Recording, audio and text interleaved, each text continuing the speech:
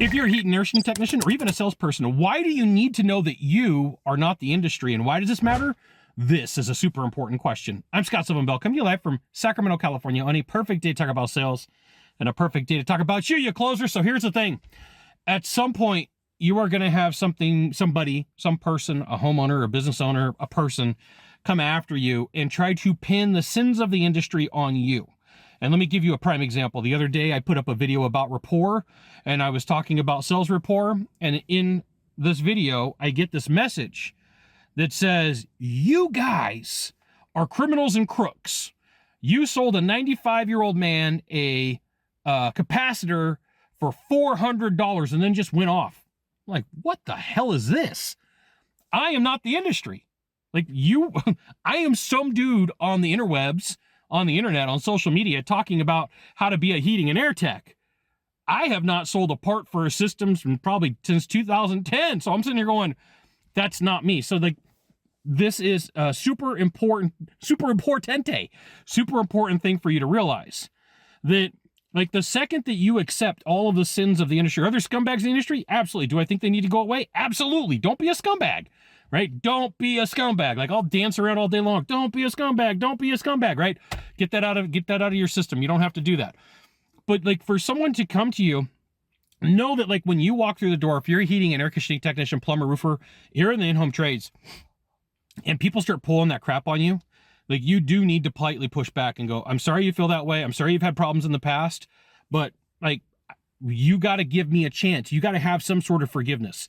Are you willing to have forgiveness and try somebody, new, a new company, a new organization? And if they say no, get out, right? You are completely wasting your time. You are trying to prove somebody right or wrong, depending upon their answer. So somebody comes to me, I'm a tech today. If I'm a tech today, right, and I walk through the door and the person's upset because they had a bad experience with XYZ company, okay, I get that. But if they go down the path that you guys are all criminals, you guys are all crooks, you guys do this, you guys do that, and I ask the question, are you willing to give my X123 company a chance to be better? And they say no, I'm like, peace out. Like, I'm in a losing proposition. There's no way that I can win. There's nothing that I can do. If I can't change your mind, right, and you're going to be this angry, you're going to be a bad client. Thank you for having me out. I hope everything works well. I hope you find a good company to help you out, but it's not going to be me today, right?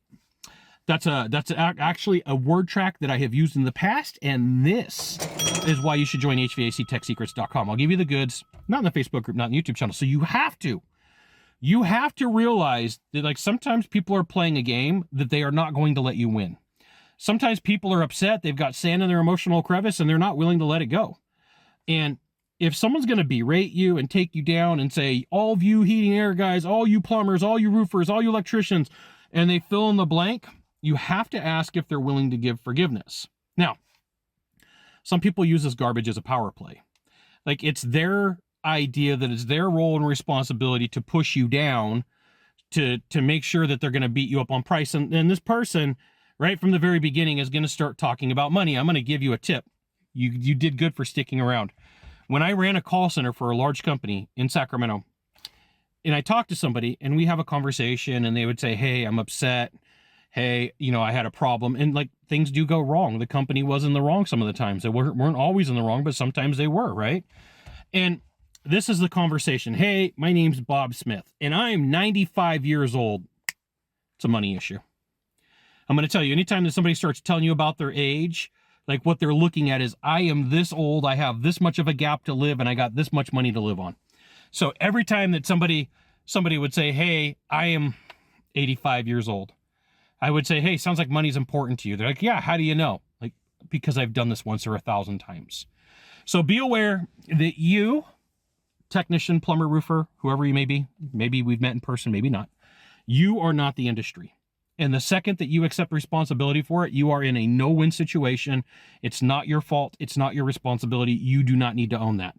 What you need to worry about is you and the way that you operate in the company that you work within. And if you, like, take that and put that burden on your shoulders, it's not something that you're ever going to beat, right? That person will beat you into the ground and beat you into the dirt over their failed emotions and their failed things. You need to build some boundaries. There you go. You got one or two things to do from here. One or two, just find the subscribe button, click on it. Every time I send out a video, you may get an update, or hit follow. Hey, wait. Number 3, share this video with a friend. We'll see you soon. Thanks for watching.